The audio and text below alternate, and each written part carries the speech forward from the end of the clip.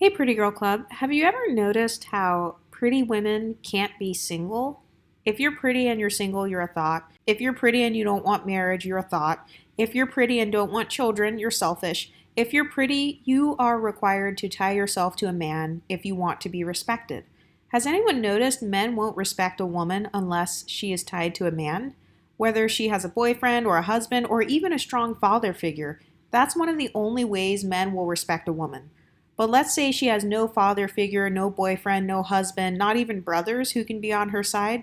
Nope, she's done. She gets disrespected. And I've noticed that married women also tend to be sometimes threatened by pretty single women as well because they feel like that woman can steal her man. It's almost as if pretty women are naturally viewed as being seductive, and the only way she won't seduce someone else's man is if she herself has a man kind of babysitting her or monitoring her at all times. Have you ever noticed that?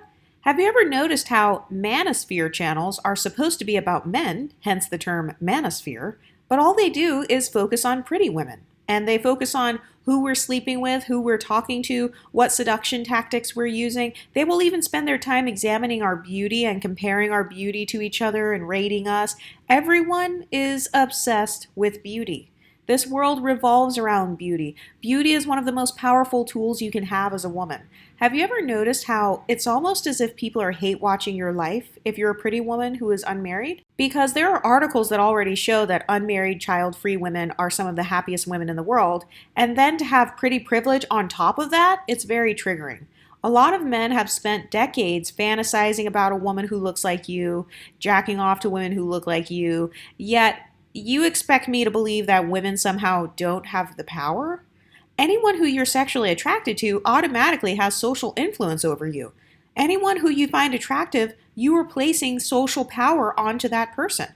Remember, pretty privilege is being simultaneously given and received by human beings 24/7.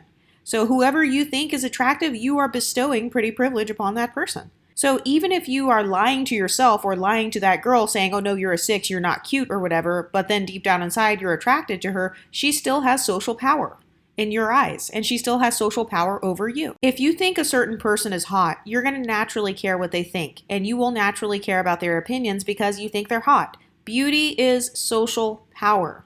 Even on this YouTube channel, I have men lurking on here and watching me. People are hanging on to my every word, tagging me in posts, mentioning me on their channels, and I don't even show myself. I just sound like I'm pretty. And even that is enough to entice people. Beauty is social power. It's one of the most important tools a woman can have in her arsenal. If you aren't born with it, go buy it, because no one actually cares if your beauty is natural or not, unless they're one of those incels with the inferiority complex. But most men can't even tell what's fake or real unless it's super obvious. Men are attracted to plastic surgery, makeup, hair extensions, and beauty enhancements because they jack off to it every day. They have celebrity crushes who wear those things. And I'm not going to allow a man to shame us women for wearing fake eyelashes or things like that, because those men are simply jealous because they can't get the sexual attention they want, and they're mad that you get more attention with fake eyelashes than they've ever received in their entire 35 years of life. And this is what men mean when they talk about female privilege or whatever. They're mad because we get a lot of attention just for simply existing, because we are like these beautiful walking Barbie dolls. And so we kind of turn heads wherever we go or whatever. And I've noticed a lot of men, they're jealous of that attention. They're jealous of that validation. Because remember how on other videos I talked about how a lot of men are validation starved. And so sometimes they will try to project that onto women who are single. And they'll try to make it like, oh, you're just out being a hoe. Because they know that we're receiving validation. Usually if a man has at least some critical thinking skills, he knows that a woman who is pretty, she is still receiving some sort of validation, whether it's via dating apps or via, going out with guys, going to clubs, bars, whatever. So I've noticed that a lot of men, they get angry about that. They're like, how dare you not be submitted to a man and then still be happy? How dare you not be submitted to a man and still get validation? Because for a lot of men, the only validation they'll ever receive is in the context of a relationship or sex. That's it. But for a lot of women, we can receive pretty privilege or validation in many different ways. We can go to a bar, a guy will buy us a drink. We can go to the grocery store, a man will pay for the groceries. We can go to the gas station, a guy might offer to pay the gas. We could be walking in the mall, guys might start complimenting our outfit. So there are lots of different avenues where women can still receive that pretty privilege or that validation. There are lots of different ways that women can still be seen.